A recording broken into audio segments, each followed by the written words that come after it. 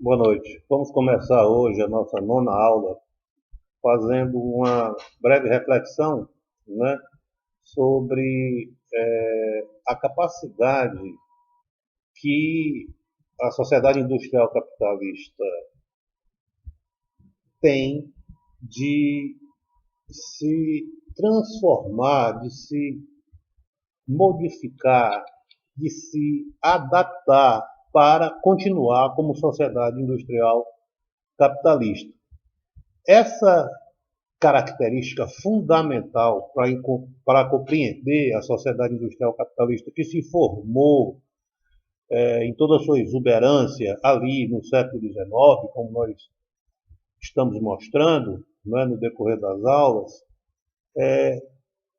foi deixada de lado, ela não foi percebida pelos seus críticos.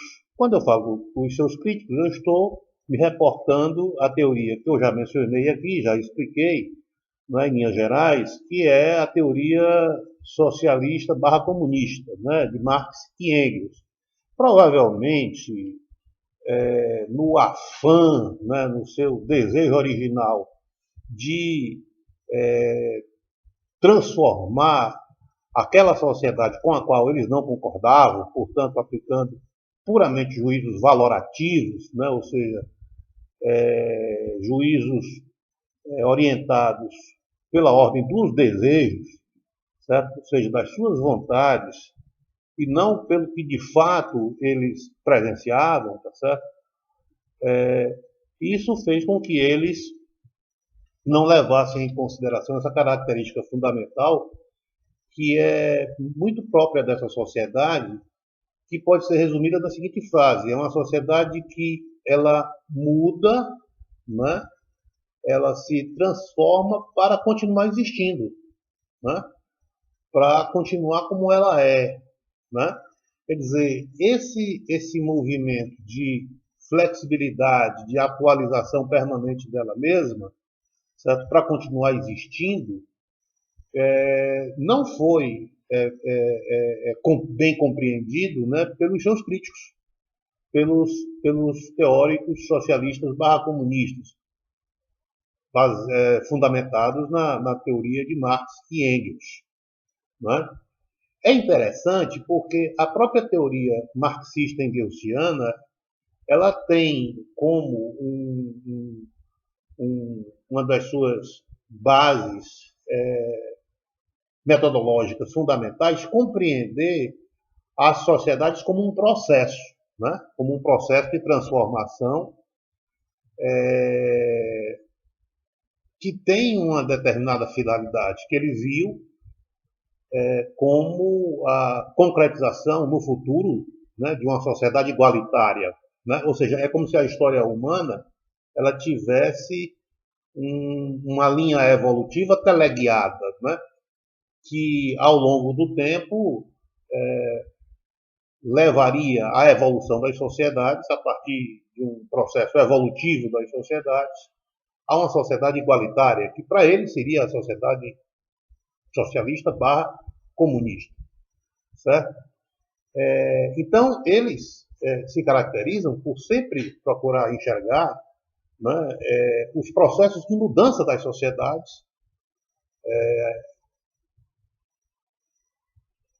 que com isso ilustraria, né, a sua tese, né, a tese deles, né, de evolução.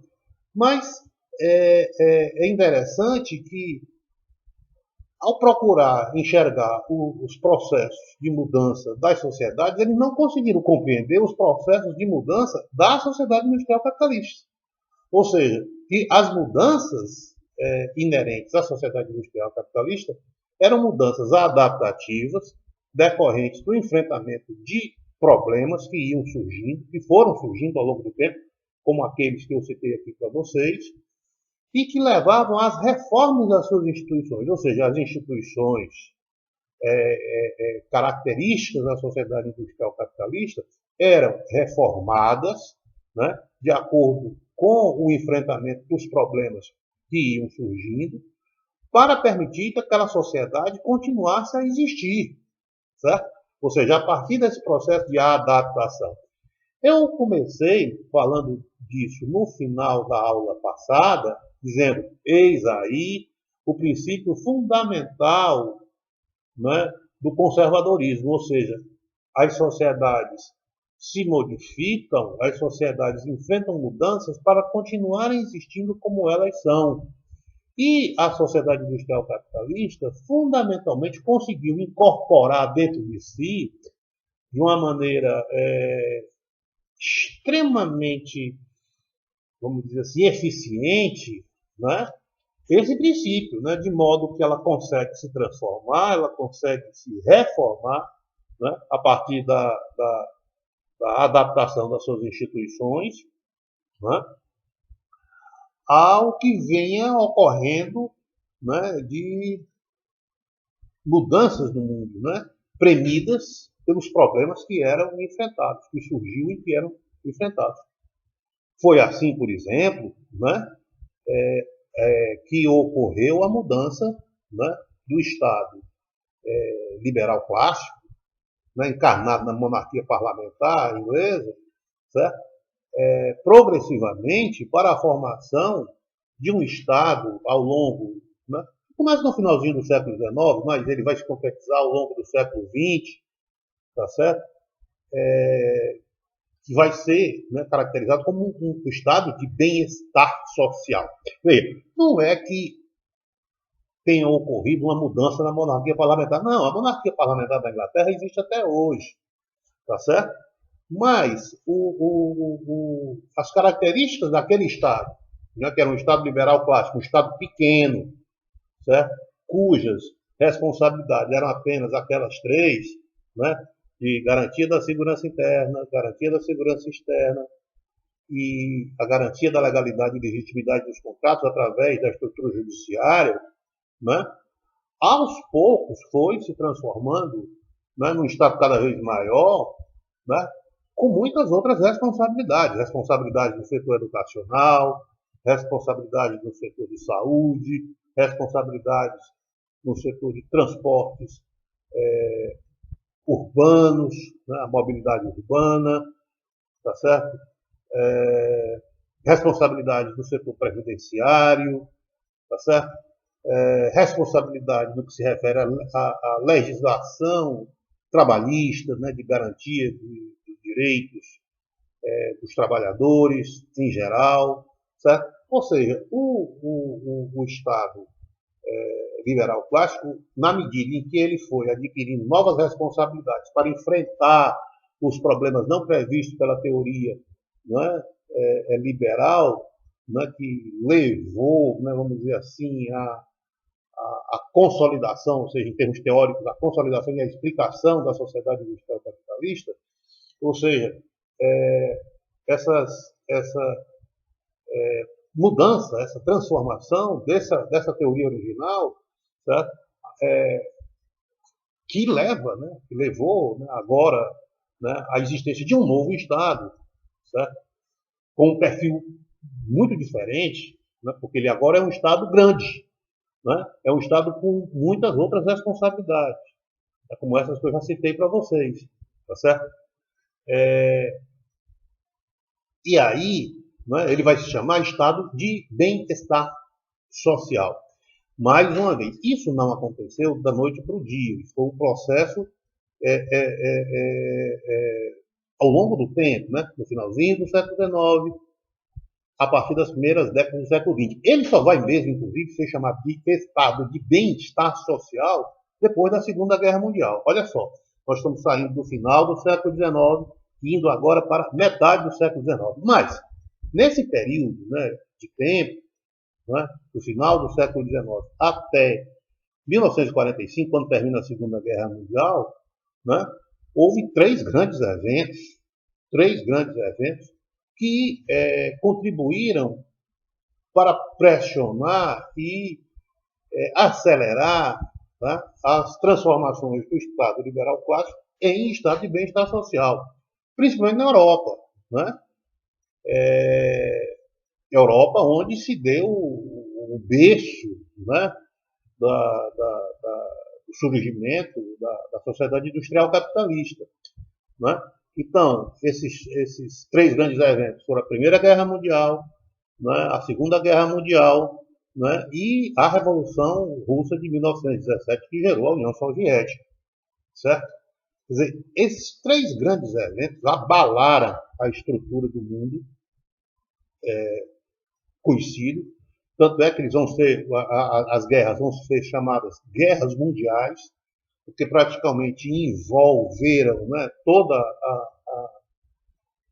a estrutura econômica do mundo, então, estabelecido, né, um mundo que tinha sido praticamente globalizado pela Inglaterra no final do século XIX, né, com o resultado da expansão inglesa, isso que nós falamos na aula passada, né, da teoria da potência estabilizadora hegemônica, a primeira potência estabilizadora hegemônica de dimensão global, né, na medida que a Inglaterra, seu império praticamente é o mundo todo, né, então você tem ali agora, não é, duas guerras mundiais, duas grandes guerras mundiais,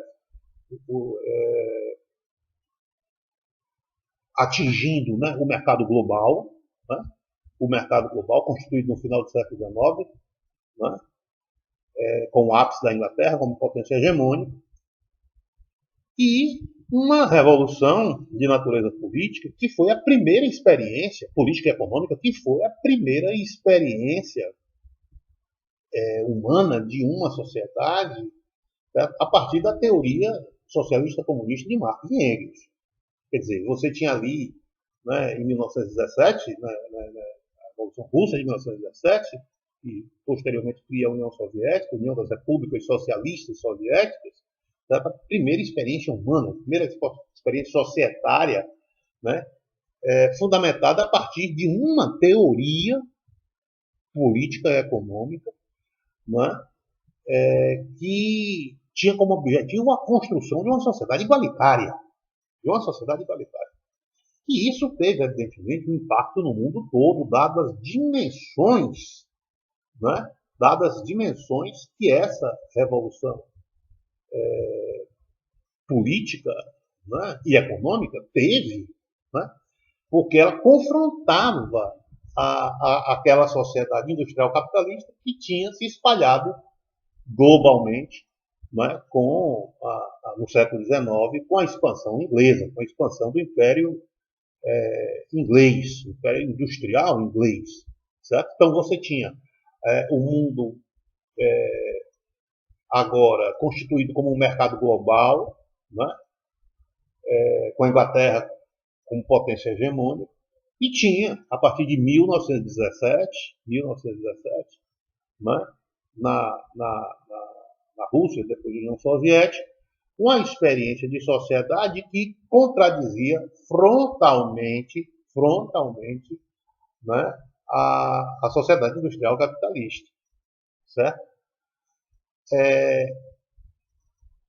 Então, para compreender, isso é importante compreender porque esses eventos, porque eles serão, não é, fundamentais para entender, né, o aceleramento da transformação do Estado liberal do tipo clássico em Estado de bem-estar social.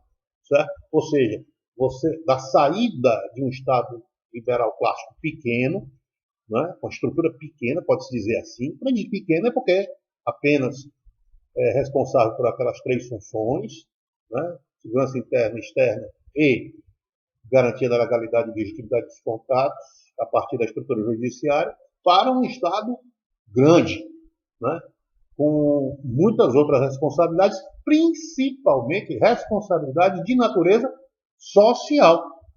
Social. No caso, a garantia da educação, a garantia da saúde, né, os subsídios para os transportes urbanos, tá certo? A garantia, né, de uma previdência universal, né, para os cidadãos, certo? Então, é nesse contexto aí, é nesse contexto de transformação de um mundo nacional, vamos dizer assim, para um mundo global que foi implementado pela Revolução Industrial Capitalista, certo? Ou seja, a criação de um mercado global. Certo? O mundo agora era um mercado unificado. Certo? Essa é a grande, vamos dizer assim, consequência, né, da expansão inglesa do século XIX, certo? Com as revoluções industriais. Certo? Então, essas transformações aí acarretarão essa mudança do Estado, né, que tinha basicamente como prioridade, né, melhorar as condições de vida, portanto, as condições sociais, certo, dos cidadãos diante desse novo mundo. Certo? Muito bem. É aí que o Estado, né, de Estado liberal clássico, certo, criará, portanto, cada vez mais políticas públicas que serão executadas por ministérios ou pastas, sinônimo, ministérios ou pastas, que se responsabilizarão por uma educação pública, uma saúde pública, transportes públicos, uma previdência pública, né, que se somarão essas funções àquelas 3 funções originais do Estado clássico. A questão é que esse Estado agora ele vai necessitar de cada vez mais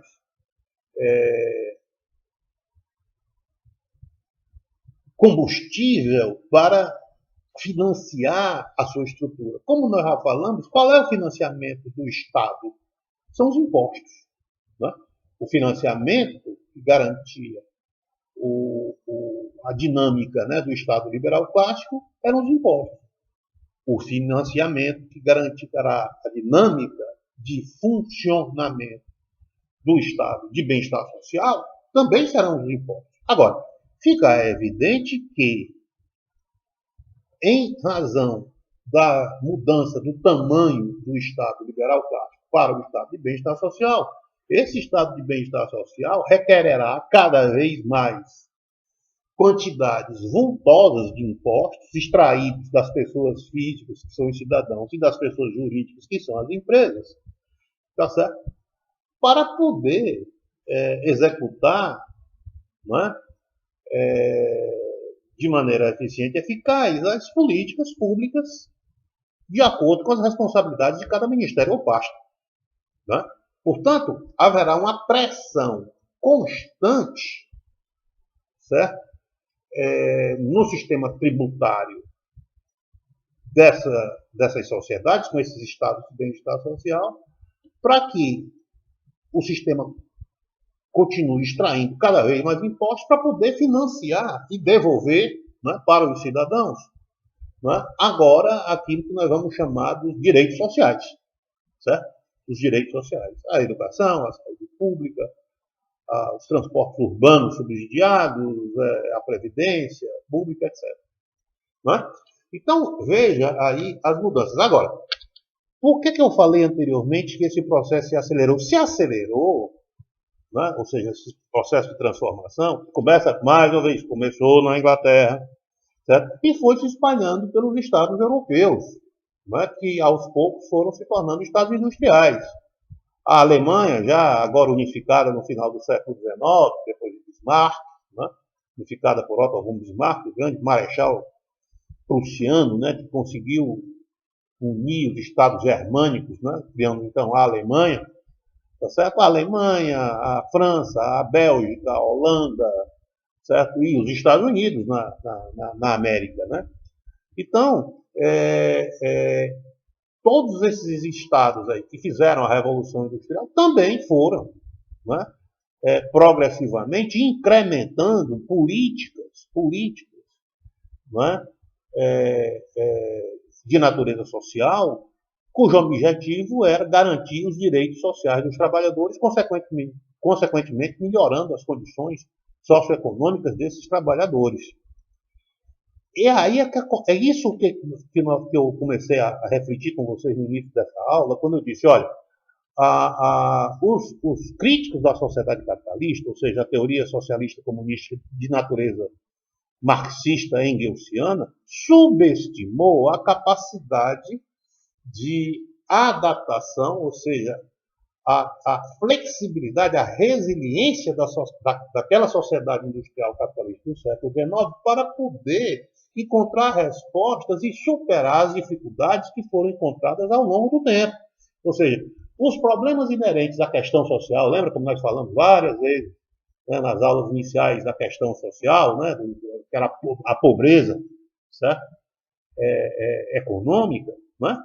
Quer dizer, como uma grande novidade no cenário das grandes cidades industriais do século XIX, na Europa, tá certo? Então, os seus críticos, os críticos da sociedade capitalista, principalmente os teóricos socialistas, comunistas, comunistas, né, de vertente marxista engelsiana, de Marx e Engels, tá certo? Eles subestimaram essa capacidade de resiliência, essa capacidade de flexibilidade, né? Que resultou, essa flexibilidade, essa resiliência, na formação do estado de bem-estar social, né? Que tinha, né, como definição, uma definição bem simples e fácil de compreender, a responsabilidade de garantir os mínimos socioeconômicos suficientemente necessários para que qualquer indivíduo que nascesse sob sua jurisdição tivesse uma vida minimamente digna desde o nascimento, certo? Até a sua morte, ou seja, desde o berço até o túmulo, né? Pegando aqui os dois polos da vida. Portanto, o estado de bem-estar social vai se caracterizar bem diferentemente do estado liberal clássico, que não tinha responsabilidades socioeconômicas com os cidadãos nenhuma, né? Vai se caracterizar de maneira bem distinta, né? Portanto, tinha como e é a sua autodefinição, né? Tinha como responsabilidade garantir esses mínimos, olha só, preste atenção, os mínimos socioeconômicos suficientemente necessários para que qualquer indivíduo que nascesse sob, ou seja, debaixo da sua jurisdição, né, tivesse uma vida minimamente digna, certo? Desde o seu nascimento até sua morte. Certo? Isso significa dizer, né, que o indivíduo poderia nascer, né, melhor dizendo, né, já no útero, né? E olhem para o Brasil de hoje, né, só para vocês tomarem como exemplo. Ou seja, já no útero materno, o Estado começa a funcionar, na medida em que ele vai garantir todo o acompanhamento, né, da gravidez, né, de um indivíduo, qualquer indivíduo daquela sociedade, tá certo? Fazendo os pré-natais, depois tendo possibilidade, né, da criança nascer em hospitais públicos, maternidades públicas, né? Depois esse indivíduo poderá ter, né, o cuidado da assistência de programas de saúde, vacinações coletivas, etc. Né? Depois ele pode entrar na escola pública, certo? Veja o caso do Brasil, né, que onde o ensino fundamental é responsabilidade dos municípios, né? Depois ele pode seguir, né, depois do ensino fundamental, no ensino médio, cuja responsabilidade é dos estados, das unidades da federação, certo?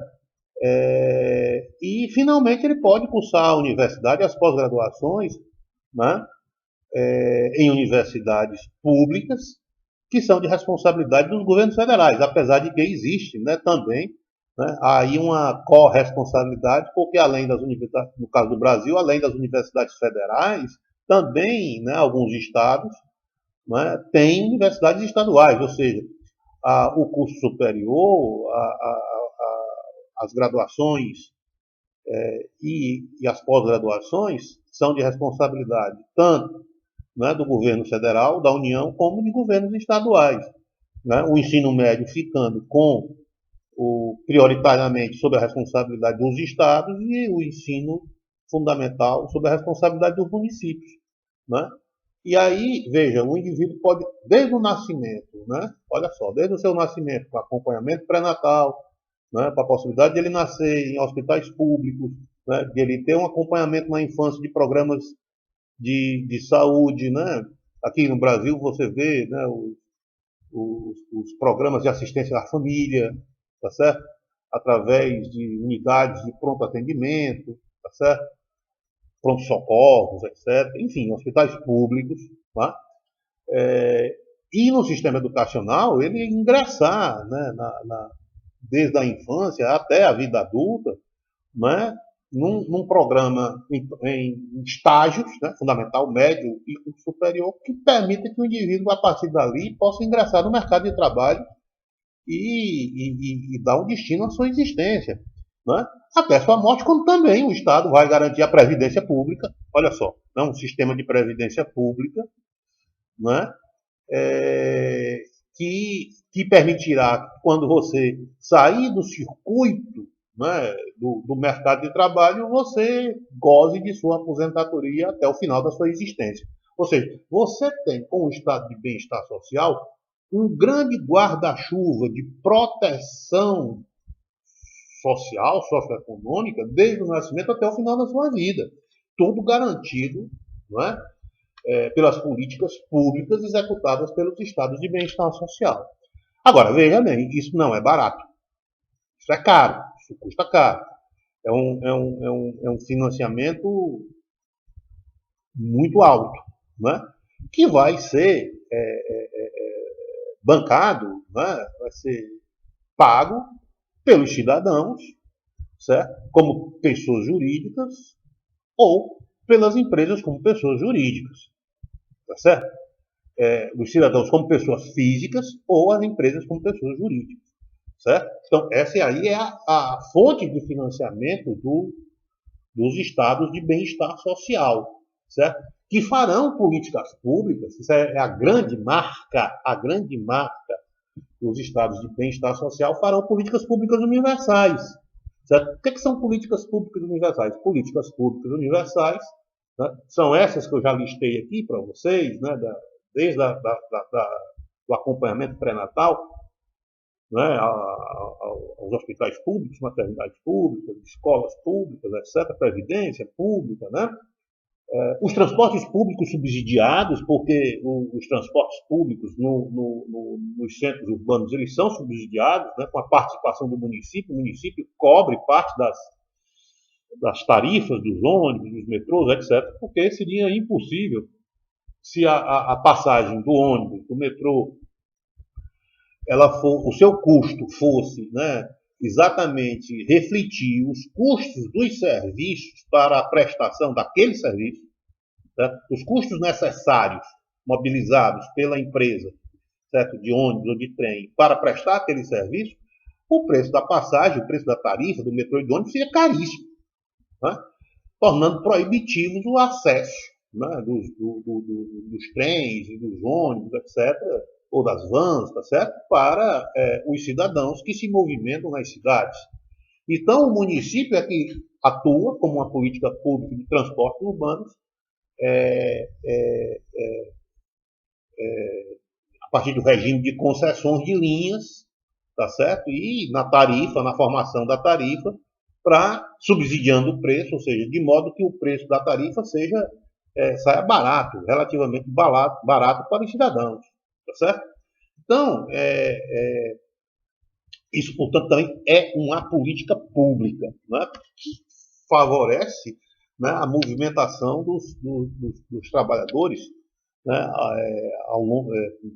no âmbito das cidades, né, das metrópoles, né, ou das pequenas cidades ou das metrópoles, veja só. Então, isso também é uma política pública social, né, característica do Estado de bem-estar social. Porque você vai perguntar o seguinte: sim, mas qual é como é que o Estado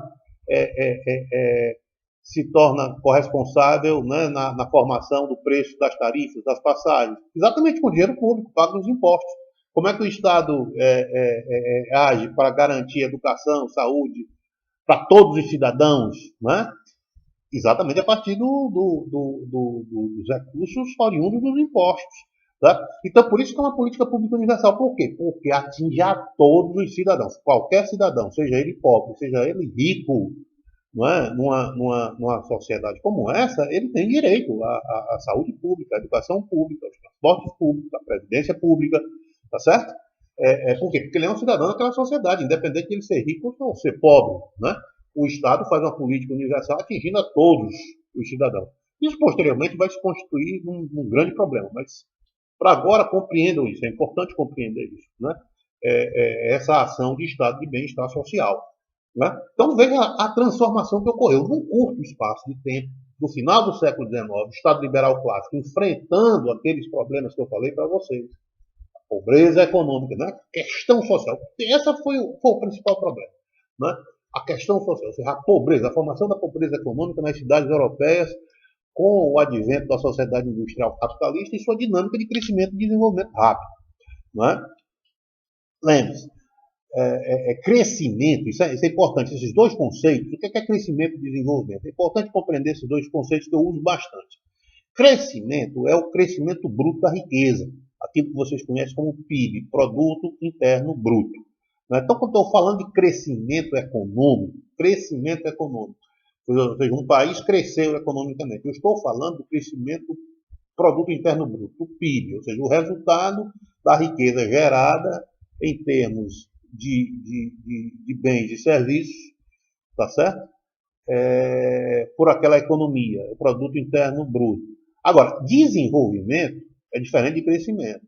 Certo? Desenvolvimento ocorre, né, necessariamente com a existência de crescimento, né, e a redistribuição relativamente equilibrada, né, dessa riqueza gerada pelo crescimento pelas diversas camadas da sociedade.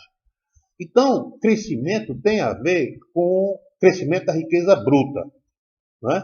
Bruta, do PIB. Agora, desenvolvimento é a distribuição relativamente equânime, relativamente proporcional dessa riqueza bruta gerada pelo crescimento pelas diversas camadas da sociedade.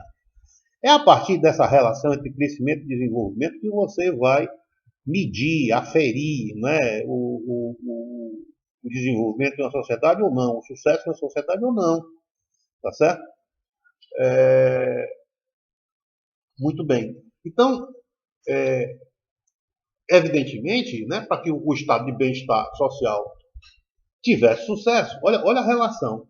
Ele tem que estar respaldado no crescimento. Claro, porque ele só vai ter dinheiro para financiar as suas políticas públicas de natureza universal, ou seja, que atinja todas as camadas da sociedade, se ele tiver recursos para isso. E esses recursos são originários do crescimento. Né?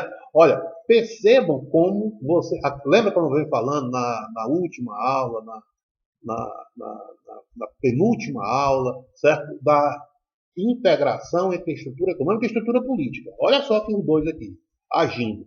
Certo? Ou seja, para que o Estado liberal clássico se transforme em Estado de bem-estar social, fazendo políticas públicas universais que atinjam todas as camadas da sociedade, distribuindo a riqueza gerada de maneira equânime, né, por todas as camadas da sociedade, é necessário que, né, o crescimento econômico, que gera riqueza, certo?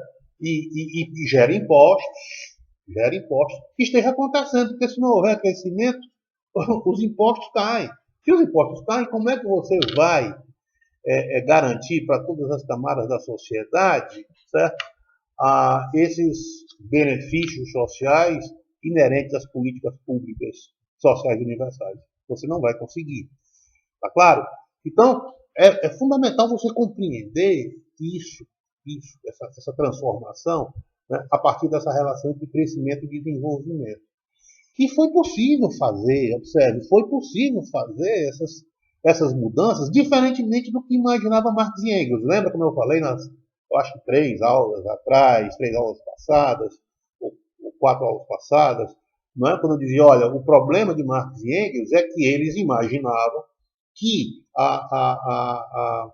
um conceito fundamental da sua teoria, que era a luta de classes, opondo dominantes e dominados, e na sociedade industrial capitalista, segundo eles, opondo o empresariado, que eles chamavam de burguesia, e os trabalhadores, que eram o operariado e os agricultores, os camponeses, tá certo? Levariam a uma mudança da sociedade capitalista, um acirramento, né, dessa oposição entre o que eles chamavam, né, burgueses e operários, certo? Decorrente da exploração que os burgueses faziam sobre os operários e os camponeses e que levavam ao empobrecimento da sociedade. Isso é o que imaginava Marx e Engels, né? Por isso que eles tinham em mente o conflito, um conflito terminal da sociedade industrial capitalista que levaria, né, à mudança daquela sociedade em direção a uma sociedade socialista barra comunista. Ora, não foi isso que aconteceu. E não foi isso que aconteceu por quê? Ora, não aconteceu porque o Estado liberal clássico, seguindo esse princípio existencial de mudar para permanecer, ou seja, de receber aqueles estímulos e processar respostas para enfrentar aqueles estímulos, né? Estou falando agora em termos, né, políticos, através das políticas públicas, fez com que se gestasse um estado de bem-estar social. E ao invés de acontecer o empobrecimento da sociedade, houve a melhoria das condições de vida das diversas camadas sociais, na medida em que a sociedade industrial capitalista crescia, portanto gerava riqueza, e o estado de bem-estar social tinha condições,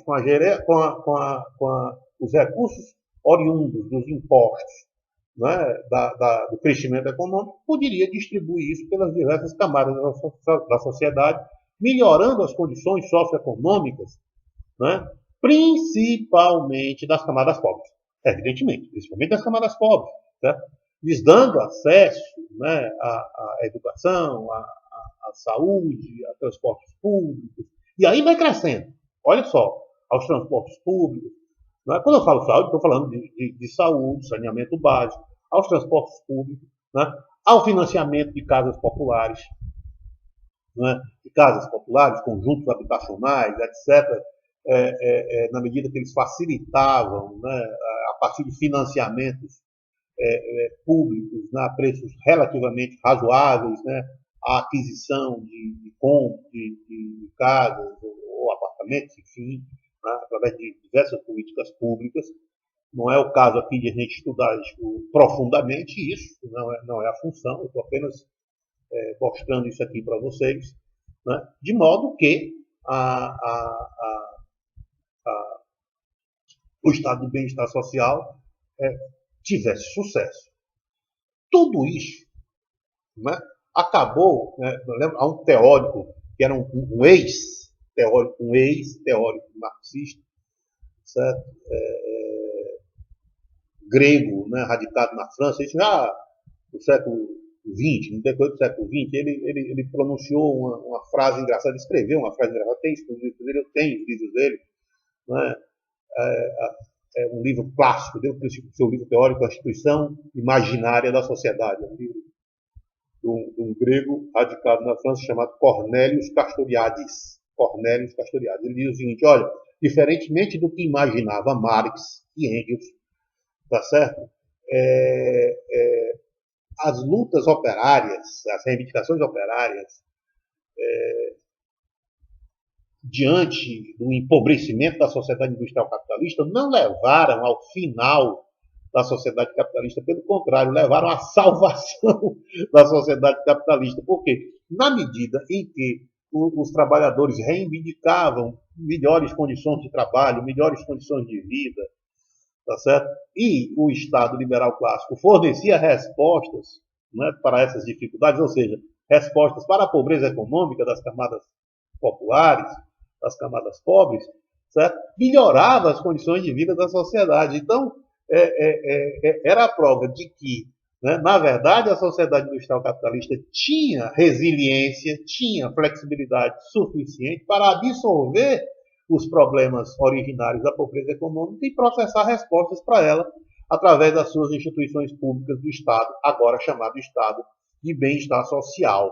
Né? Então veja como isso é importante. Foi por isso que eu comecei a refletir com vocês no início da aula sobre aquilo. Ou seja, sociedade, um princípio fundamental inerente à dinâmica da sociedade industrial capitalista é a sua resiliência, a sua flexibilidade para mudar, se adaptar às transformações do tempo para poder continuar.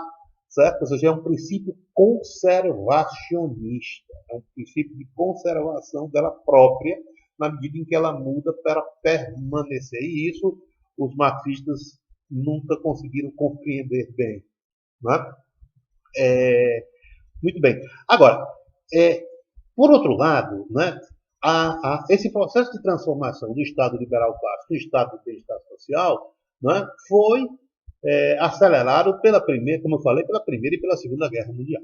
Primeira e Segunda Guerra Mundial, né, estão vinculados, como eu falei para vocês, né, como uma decorrência da luta de potências. Olha só a teoria da aula passada, a teoria da potência estabilizadora hegemônica. A Inglaterra era a grande potência estabilizadora hegemônica, né, do século XIX e nas primeiras décadas do século XX. Ela criou, né, um grande mercado global sob o seu domínio, certo? Domínio esse exercido militarmente nos mares pelo hard power, a Marinha Britânica, e o soft power, né? Ou seja, o estilo de vida europeu, representado agora pela Inglaterra, né? Que era o carro-chefe da sociedade industrial, né? Portanto, que conquistava, né? Tá certo? As sociedades, quando elas se espalhavam, quando eles começavam a fazer negócios, certo?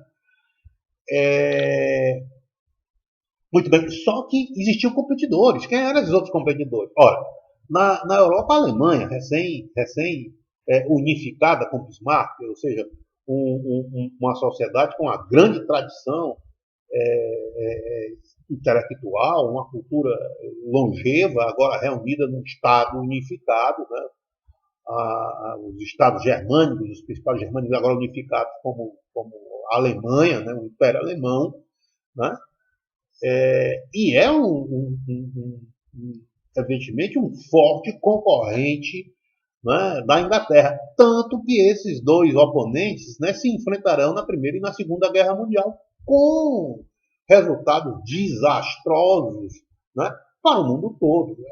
Tanto no que se refere à perda de vidas, né, na escala de milhões, tanto na Primeira Guerra Mundial como na Segunda Guerra Mundial, né? E como tanto na escala, portanto, humana, né, a perda de vidas, como na escala econômica, tá certo? Ou seja, tanto a Primeira e a Segunda Guerra Mundial levaram a reordenamento geopolítico do mundo. O resultado será que no final da primeira, depois da Primeira e depois da Segunda Guerra Mundial, não é? Uma nova potência estabilizadora hegemônica emergirá, que serão os Estados Unidos. Né? Os Estados Unidos serão os grandes vencedores da Primeira e da Segunda Guerra Mundial. Por quê? Porque, em primeiro lugar, nunca houve guerra no território americano, a não ser a guerra deles mesmos, né? Que foi a Guerra de Secessão entre o Norte e o Sul, de 1861 a 1865. Né? Quer dizer, a única guerra que houve no território americano foi uma guerra civil, ou seja, uma guerra entre eles mesmos, né? De 1861 a 1865, conhecido como a Guerra de Secessão. Vocês estudaram isso, creio eu, no ensino médio. Não é? Mas, depois disso, nenhuma vez o território continental americano foi atacado ou foi invadido, né, por nenhuma potência inimiga, por nenhum Estado inimigo. Né? É claro que Pearl Harbor, né, foi na Primeira Guerra Mundial, em dezembro de 1941, 6 de dezembro de 1941, foi atacado pelos japoneses, mas foi no Havaí, né?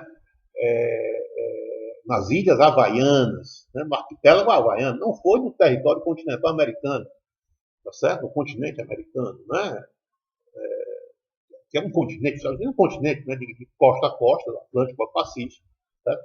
E foi ali, mesmo assim, foi só um ataque pontual. Os japoneses não conseguiram invadir, né, o arquipélago havaiano, né?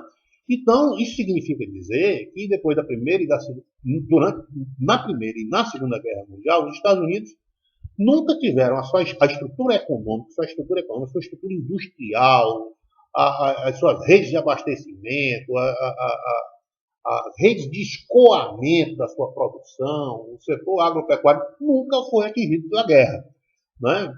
Que houvesse devastado, né, os seus recursos econômicos. Certo? Então, observe, diferentemente do que acontece na Primeira e na Segunda Guerra Mundial na Europa. A Primeira e a Segunda Guerra Mundial, né, que envolveu todos os países, né, da Inglaterra aos países do continente, né, da França até a Rússia, né, do Império Russo. Tanto que na Primeira Guerra Mundial eclodiu, né, exatamente no contexto da Primeira Guerra Mundial, de 14 a 19, eclodiu a Revolução Russa de 1917. Né? Os marxistas engelsianos, né, que eram representados por Lenin e Trotsky, né? Vladimir Lenin e Leon Trotsky, né, os dois líderes da chamada Revolução Socialista, né, que não foi uma revolução, foi um golpe de Estado, certo? Conseguiram desestabilizar a aristocracia czarista, né, do Império Russo, né, contradizendo a teoria de Marx, né, porque a Rússia não era uma sociedade industrial. Marx imaginava que uma sociedade socialista só poderia, uma revolução socialista, né, como ele imaginava teoricamente, só poderia acontecer em sociedades industriais desenvolvidas. Né. Ele tinha em mente a Inglaterra, Marx, né, e Engels tinham em mente a Inglaterra, logicamente, foi a pioneira da Revolução Industrial, e a Alemanha, né, os Estados Germânicos, depois a Alemanha. Né. Eles imaginavam que ali, aquelas sociedades que eram sociedades industriais, que eram sociedades burguesas, né, no sentido que, como ele compreendia, ali poderia acontecer uma revolução socialista. Jamais na Rússia, que eles consideravam uma sociedades atrasadas, feudais, né, com estruturas feudais, claramente feudais, né, com servidão no campo, etc. Então, Marx e Engels jamais imaginariam que a Revolução Russa acontecesse, a Revolução Socialista, a primeira experiência socialista, certo? De uma sociedade acontecesse na Rússia, porque era uma sociedade agrária, uma sociedade feudal, tá certo? No entanto, foi lá que aconteceu, em 1917, certo? Esses líderes, Vladimir Lenin e Leon Trotsky, conseguiram mobilizar o seu partido, chamado Partido Bolchevique, que significa maioria, certo? Não era maioria coisa nenhuma, era só, né, de boca, vamos dizer assim, né? Mas eles conseguiram minar e tomar de conta, né, da estrutura de Estado aristocrático czarista, né, derrubando a dinastia Romanov, tá? O czar Romanov. Então, e por que isso aconteceu? Principalmente por conta do descontentamento, tanto dos militares, tá certo? Como da imensa maioria do povo russo e dos soldados do grande exército czarista, não é? Que eram, na sua maioria esmagadora, camponeses, formados por camponeses que foram miseravelmente jogados numa guerra desnecessária para os russos, simplesmente por conta de compromissos políticos feitos pelas dinastias, a dinastia Romanov, né, com as dinastias, que eram todos aparentados, Romanovs, a dinastia alemã, né, o czar alemão e a Inglaterra, né, todos eles eram aparentados, né, eram aparentados. Apesar de que a Inglaterra era monarquia parlamentar, mas a Alemanha não, era o czar mesmo, né, o Kaiser Guilherme, né, e Alexandre na Rússia, né, Alexandre Romanov, né, Então, e realmente existia o poder, eram monarcas absolutos, né, tanto na Alemanha como na Rússia. Tá certo? E na Rússia, devido ao desastre da Primeira Guerra Mundial, né, os bolcheviques, né, que eram socialistas, acabaram por conquistar, né, o poder, explorando o descontentamento do povo russo, e principalmente dos soldados, né, do exército czarista, formado na sua grande maioria por indivíduos de origem camponesa. E eles conseguiram, né, fazendo uma propaganda intensa, dado o descontentamento com os resultados da guerra, a Rússia sendo batida miseravelmente pela Alemanha, certo? Sofrendo derrotas humilhantes, né, sucessivamente, né?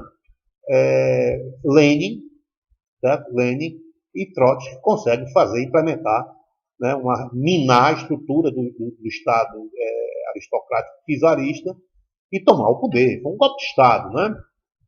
Inicialmente com a vertente social-democrata, com Kerensky, e depois eles dão um golpe no chamado mencheviques, tá certo? E assumem, que era uma minoria, e assumem o poder. E ali sim você tem pela primeira vez uma experiência nos moldes socialistas. Não foi uma revolução comandada por operários. Não foi isso. Certo? Como previa o modelo clássico marxista engelsciano. Foi comandado por intelectuais, certo? Criando um Partido Comunista da União Soviética, né? E mobilizando o descontentamento dos trabalhadores, aí sim, do nascente operariado das cidades, principalmente de Moscou, de São Petersburgo, tá certo? Explorando o descontentamento dessas pessoas com a fome decorrente da guerra, etc. E dos camponeses, que eram os soldados que forneciam a maior parte, né, dos soldados do exército russo, tá certo? Eles conseguiram dar um golpe de Estado e ali sim você tem a formação né, de uma sociedade com a primeira experiência socialista. Agora, veja bem, por que isso vai incomodar a sociedade industrial capitalista? Ora, porque você tem uma experiência societária, né, que se diz o oposto, né, da sociedade industrial capitalista.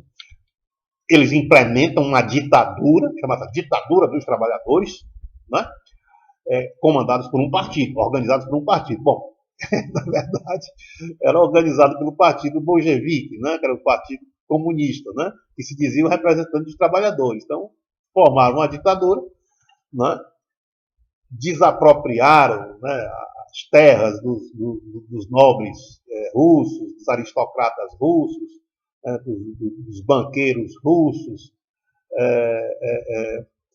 trocaram a cúpula do exército, né, das forças armadas do Império Russo, enfim, criaram uma ditadura em nome dos trabalhadores.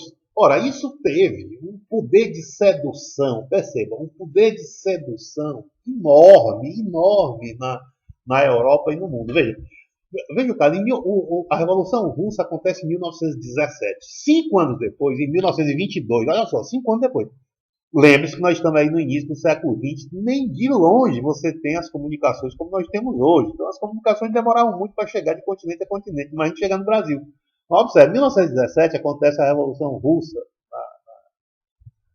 e praticamente ali no fim da Primeira Guerra Mundial. Em 1922, no Brasil, já tinha o Partido Comunista.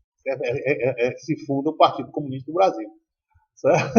Então, 5 anos depois, você já tem o Partido Comunista fundado no Brasil, em 1922.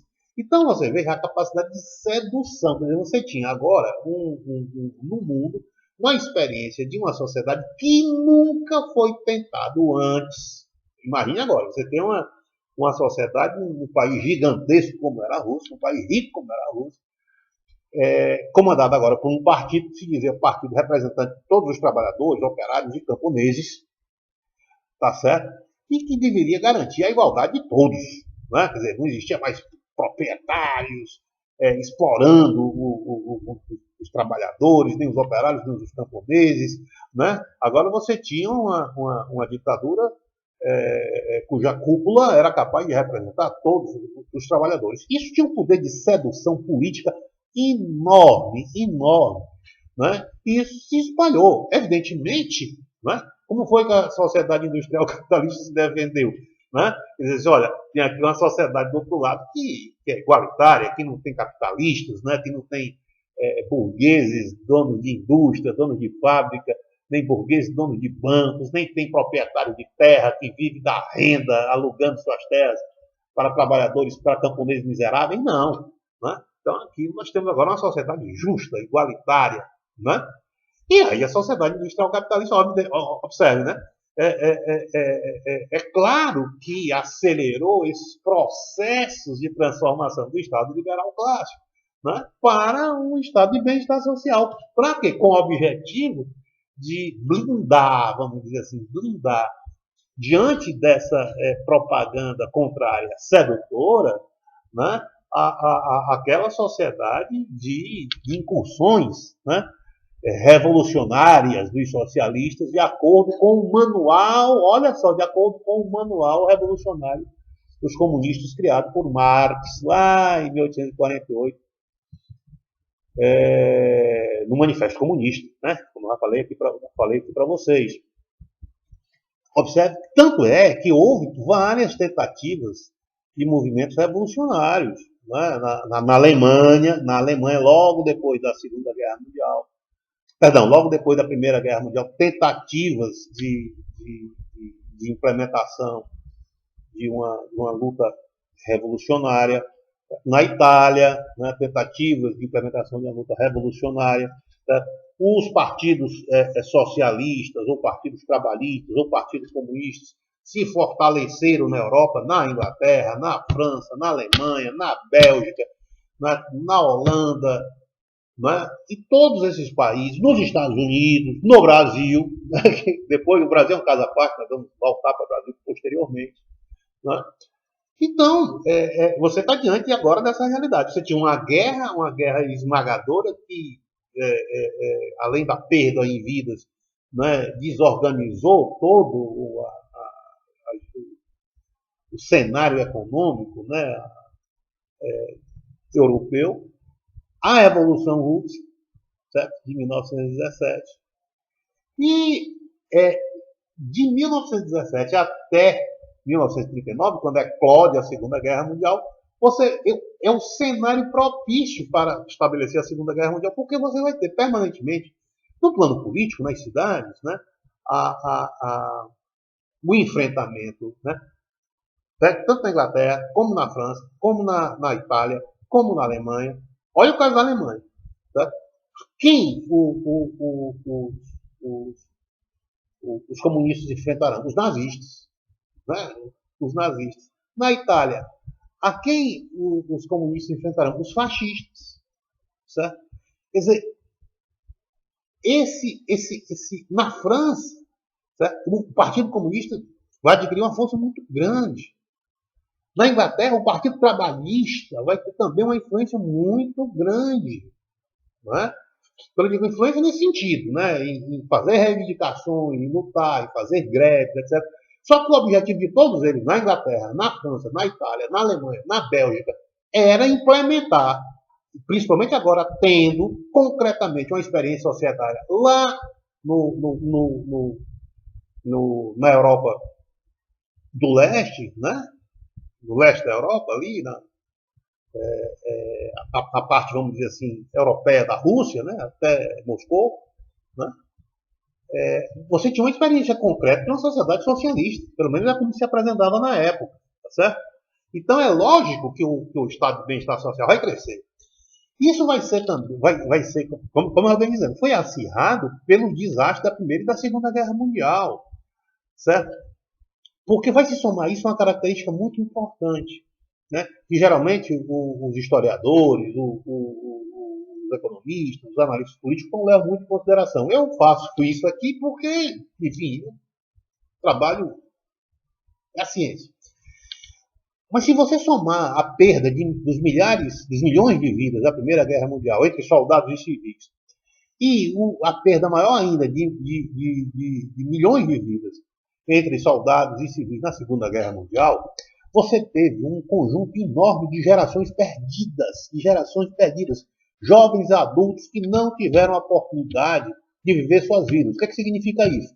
De constituir famílias, de terem filhos. Significa dizer que na Primeira e na Segunda Guerra Mundial, um contingente de pessoas foi arrancado da sua vida, um contingente enorme de pessoas foram arrancados do direito de viver por conta da mortandade da Primeira e da Segunda Guerra Mundial, tá certo? E que, de uma certa maneira, garantiu um espaço para que na recuperação econômica, né, desses dois eventos catastróficos, certo? Houvesse vagas de trabalho, houvesse vagas no mercado de trabalho para aqueles remanescentes, para aqueles que ficaram e para aqueles jovens que nasceram durante esse período. Ou seja, o estado de bem-estar social teve espaço para crescer, ele teve fôlego para crescer. Isso é muito importante compreender isso. Por quê? Porque você tinha agora um estado que fazia políticas públicas que tinha como objetivo garantir os mínimos sociais, os mínimos socioeconômicos suficientes necessários para que os indivíduos pudessem viver, numa sociedade em que milhões de pessoas morreram tanto na Primeira e na Segunda Guerra Mundial. E que, ao não viverem, ao não constituírem família, ao não terem filhos, acabaram indiretamente por permitir, né, que houvesse uma reposição, né, de pessoas que ocuparam, né, que puderam ocupar as vagas deixadas e que foram criadas, né, na medida que a sociedade ia tomando novamente a sua dinâmica econômica, né, retomando sua dinâmica econômica de crescimento e desenvolvimento, e assim o estado de bem-estar social tivesse sucesso, tivesse grande sucesso, como teve. E isso durará até os anos 60 e 70 do século XX. O estado de bem-estar social foi muito bem sucedido, mas uma das razões, e podemos dizer, né, uma razão funesta, ominosa, né, assim, foi essa. Né? Mas nós vamos explorar isso, né, com mais devagar nas próximas aulas. Por hoje tá bom. Obrigado.